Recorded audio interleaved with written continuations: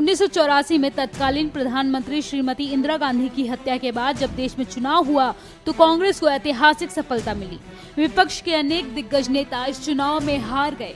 ऐसे ही एक दिग्गज नेता थे हेमवती नंदन बहुगुणा। इलाहाबाद संसदीय क्षेत्र से उन्हें कोई नहीं बल्कि अमिताभ बच्चन ने हराया था। जी हाँ, हिमालय पुत्र की उपाधि से सम्मानित उत्तर प्रदेश के मुख्यमंत्री रह चुके हेमवती नंदन बहुगुणा के राजनीतिक करियर पर अभिनेता अमिताभ बच्चन ने ग्रहण लगाया था।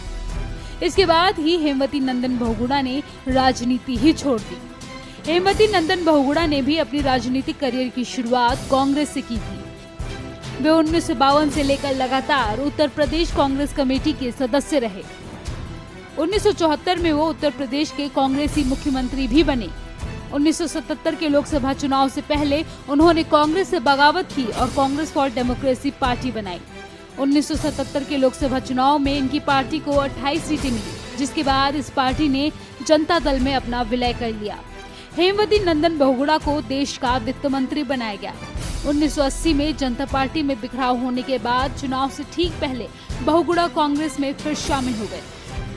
इस चुनाव में बहुगुणा गढ़वाल से जीते, लेकिन उनको कैबिनेट में जगह नहीं मिली। उन्होंने कांग्रेस और लोकसभा की सदस्यता दोनों छोड़ दी।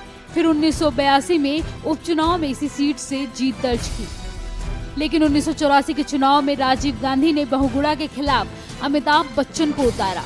हेमवती नंदन बहुगुणा बड़े कद के नेता थे और अल्पसंख्यकों में उनकी अच्छी खासी पकड़ थी।